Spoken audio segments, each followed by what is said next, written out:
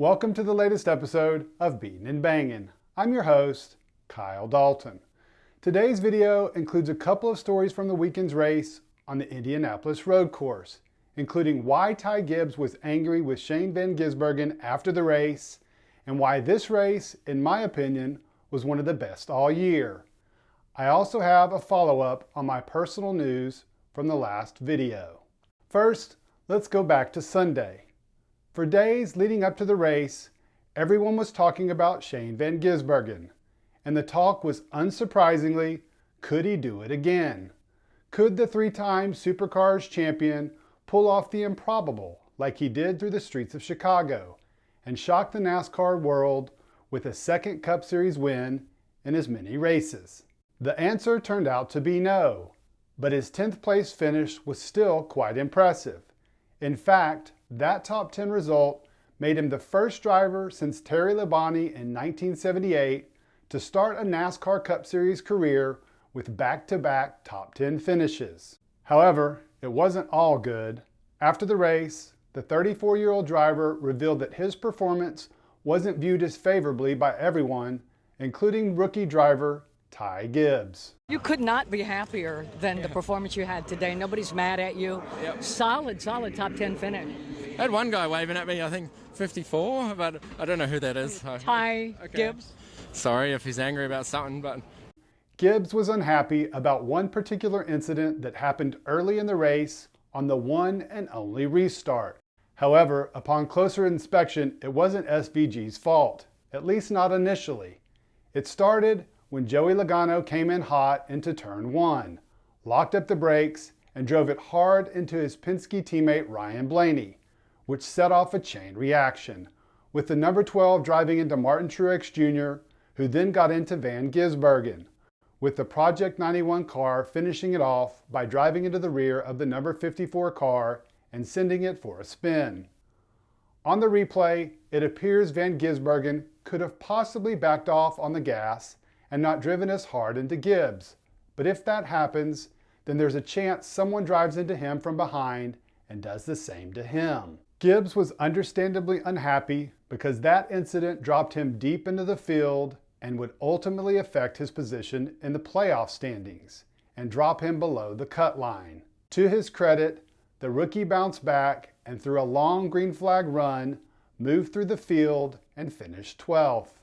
Van Gisbergen finished 10th. Speaking of that long green flag run, that takes me to my second item from the Indy Road Course.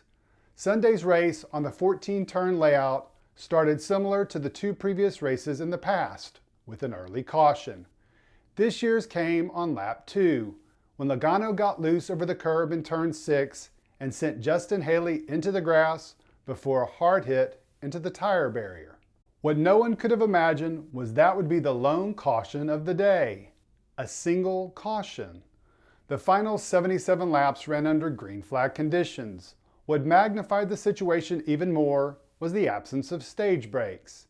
That meant the drivers raced for 2+ hours without a single break in the action, and that resulted in easily the shortest race of the season at just 2 hours and 9 minutes. I mentioned in a video back in June how I didn't care for F1 racing because there's never going to be an unexpected winner like we had with Michael McDowell on Sunday. But I did appreciate the amount of time spent watching an F1 race. Sunday's event at Indy, with no stage cautions, was a good amount of time to spend watching a race. And what made it all the more enjoyable was the fact that NBC had an almost hour-long post-race show.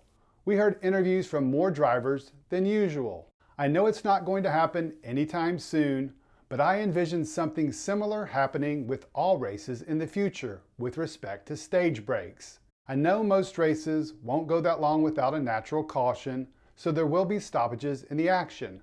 But the removal of fake cautions, as Chase Elliott referred to them after the race, was a huge saver of time, and I, for one, would love to see more of that in the future.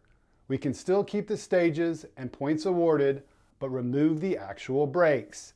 I think that's a win-win for everyone involved, including the fans and the drivers. And finally, to my last item, and I'll try and do this without getting emotional. But I want to give a huge thank you to everyone for the incredible response to my last video.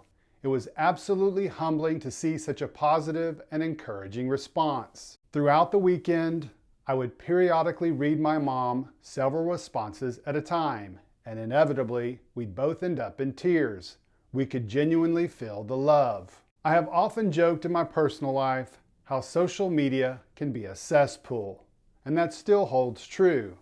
But what my family witnessed from you guys in that last video was so powerful and, quite frankly, overwhelming, but in a good way.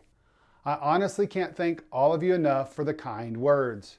It truly was a boost of energy for all of us. And as numerous people suggested, I will keep you updated on our journey through this thing we call life. Again, on behalf of my family, thank you so much for the love and support. It truly means a lot. We'll see you in the next video and hope you have a great rest of your day.